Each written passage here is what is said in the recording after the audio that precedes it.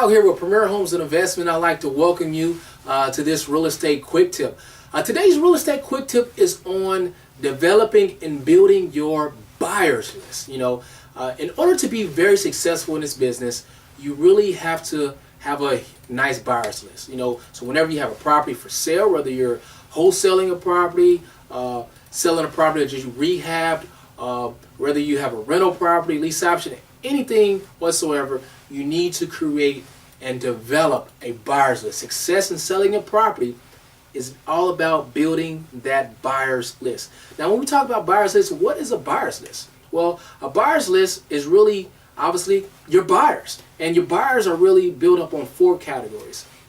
And those categories are your retail buyers. These are people who are looking to buy a retail property. Property has already been fixed up. There's already pretty much turnkey ready so that when they go into it, they can live in it. These are traditionally people who are wanting to live in the property. So you have your retail buyers. You also have your lease option buyers.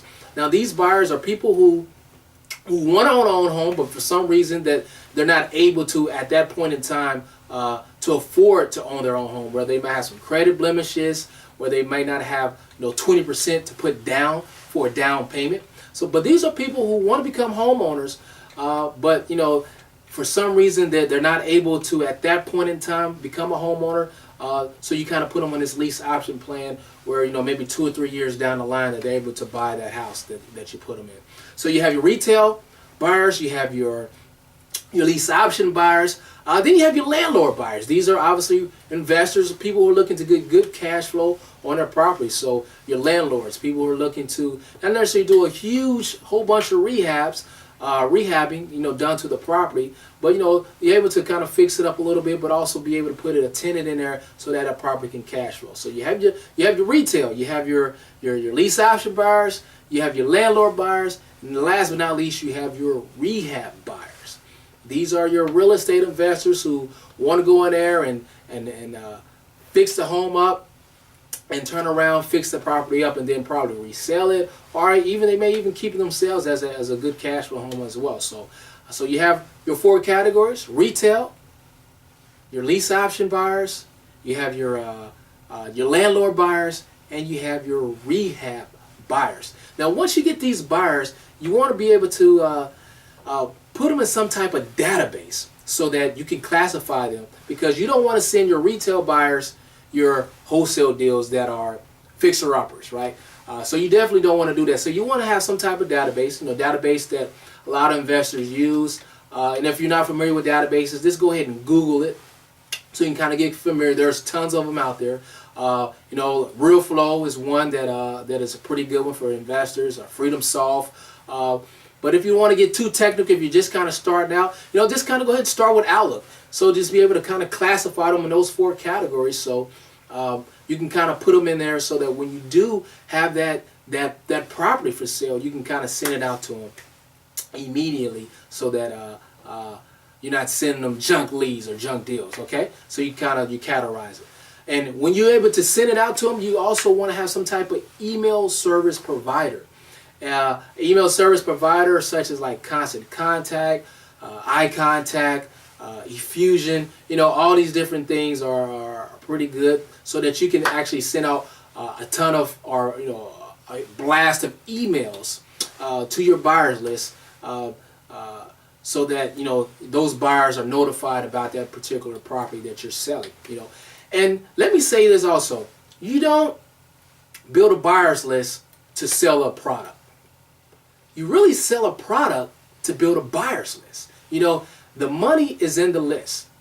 So as a philosophy for us as a company, anytime that we have a property that we're trying to sell, our goal is always to at least, at a very minimum, to at least create 10 to 30 new buyers every time that we have a property for sale. At a very minimum, we always want to create at least 10 to 30 new buyers on our buyers list for each property that we have for sale. And there's many different strategies that you can do. As a matter of fact, let me go into some of the strategies that you can do to create some buyers. For instance, going to your real estate association club, a real group, Majority of the cities out there have them. Most major cities have RIA groups, RIA clubs, in most major cities. And if you're in a city that doesn't have one, then hey, go ahead and create one yourself. You know. And obviously, if you're in a city that has one, you need to join. You need to join and become a member and go to some of these monthly meetings. Most of them have monthly meetings. I know here locally we have them. So go to monthly meetings, get in contact with and network with a lot of these real estate investors. These are investors that are out there buying deals. So get them on your buyers list. You know, find out, hey, if they're rehabbers. Find out, hey, if they're landlord buyers, right? So put them on your buyers list. You also have other networking events, networking associations, Chamber of Commerce, you know, different other events like that. So you definitely want to be able to start going out there and kind of get involved in that and get them and have them join on your buyers list. Go to home shows. Home shows are excellent, an excellent source to create other opportunities to get people into your buyers list as well. There's offline different strategies for as direct mail. Direct mail is huge for us. Doing direct mail campaigns, newspaper ads are great. So doing things like that, as well as some online strategies such as Facebook. Facebook groups are great. You know, so social media is excellent in creating more buyers to join your buyers list. Video syndication is excellent as well. As you can see, I mean, we're creating a video right now. So video syndication is great in getting people to join your buyers list, letting people know about some of the properties that you have.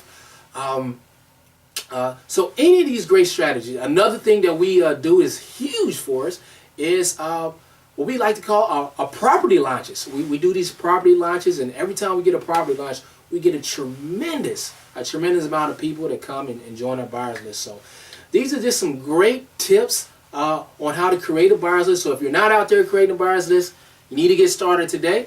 And if you have been creating a buyers list, then hey, I hope that you continue to do that. Hopefully some of these tips that we talked about are some of these strategies that, hey, if you're not implementing, that, hey, you may need to start implementing. Hopefully it was something that kind of help you kind of jump your start and kind of get in gear.